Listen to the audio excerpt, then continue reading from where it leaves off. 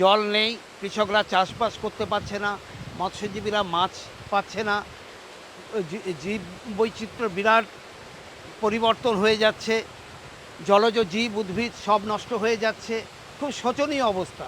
এই এখানে একটা ব্রিজ আছে, এখানে ব্রিজের নিচে এক ফোঁটা জল নাই, বর্ষা ছাড়া এখানে জল পাওয়া যায় না, এমন পরিস্থিতি দাঁড়াচ্ছে এখানে লোকে যে জল খাবে খাওয়ার জলও এখানে নদীতে নেই। আগেও পশ্চিমবঙ্গের দক্ষিণ দিনাজপুরে, যেখানে আত্রাই নদীটা বাংলাদেশ থেকে গিয়েছে, সেখানে পানির সংকট ছিল।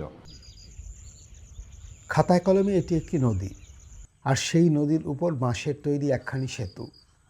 এ নদীর নাম আত্রেই, দিনাজপুরের আবেগ। ভারত বাংলাদেশ জলবন্টন নিয়ে কথা বলতে গেলে প্রথমেই উঠে আসে তিস্তার নাম। কিন্তু এই দুই দেশের সীমান্ত দিয়ে বয়ে চলা আত্রেইর গুরুত্ব কিছু কম নয়। আত্রেই নদীর শুরু উত্তরবঙ্গের বৈকুণ্ঠপুর বনের কাছে শিলিগুড়ির উপকণ্ঠে। এখান থেকেই শুরু তার দক্ষিণমুখী যাত্রা।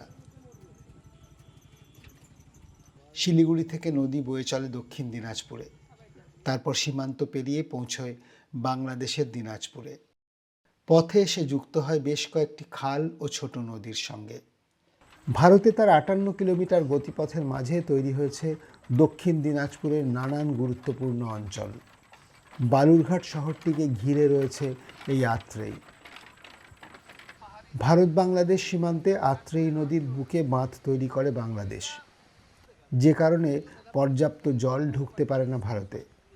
পরে পশ্চিমবঙ্গের তরফে সীমান্তে পাল্টা আরও একটি বাঁধ তৈরি করা হয়, যার ফলে প্রতি বছর বর্ষা শেষ হলেই শুকিয়ে যায় আত্রেই। ওইটা তো ওরা দিয়েছে 2016-র আগে, আঙিনা গ্রাম, ওই সমজিয়া পঞ্চায়েত, কুমারগঞ্জ ব্লকে। তো ওখানে পরিযায়ী পাখিরা আসতো, মাইগ্রেটরি বার্ডসরা, তো তাদের ওই জলের একটু প্রয়োজন হতো, জল টল খেত, কিন্তু হঠাৎ করে দেখলাম সেটা একদম শুকিয়ে গেছে। খাড়ি দিয়ে আসতো জলটা, আত্রেইর খাড়ি দিয়ে। আমরা খোঁজ খবর নিয়ে তারপরে তো উপগ্রহের মাধ্যমেও জানতে পারলাম যে বাংলাদেশ সরকার ফুলবাড়ি দিনাজপুর ওই রোডে মোহনপুরে একটা রাবার বাঁধ দিয়েছে, যার ফলে আমাদের ভারতের বুকে বয়ে চলা এই 58 কিলোমিটার আত্রেই নদী একেবারে শুকিয়ে যাচ্ছে। দুটো রাবার ড্যাম আছে এখানে, একটা কাকরার সাইতারা এলাকায়, আরেকটা হচ্ছে আত্রাইয়ের মোহনপুর এলাকায়।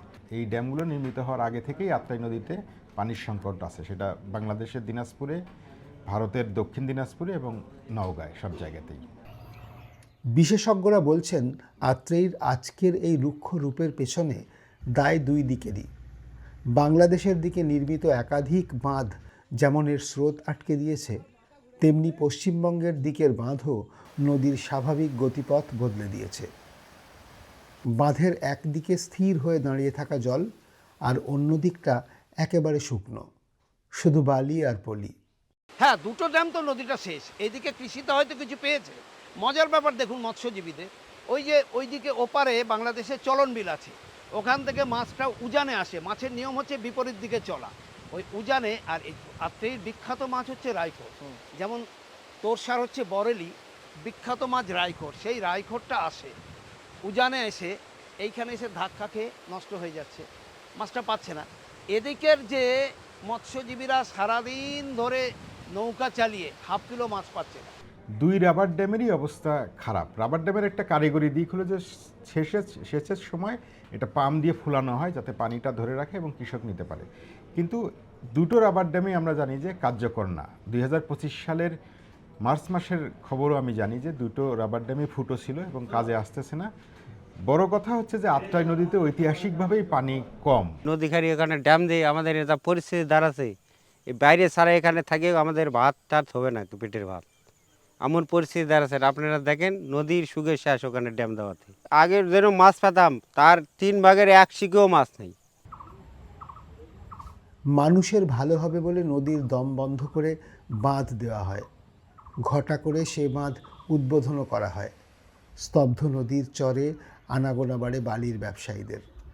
মরা নদীর তীরে আই লাভ আত্রেই লেখা বোর্ডটি যেন উপহাস করতে থাকে।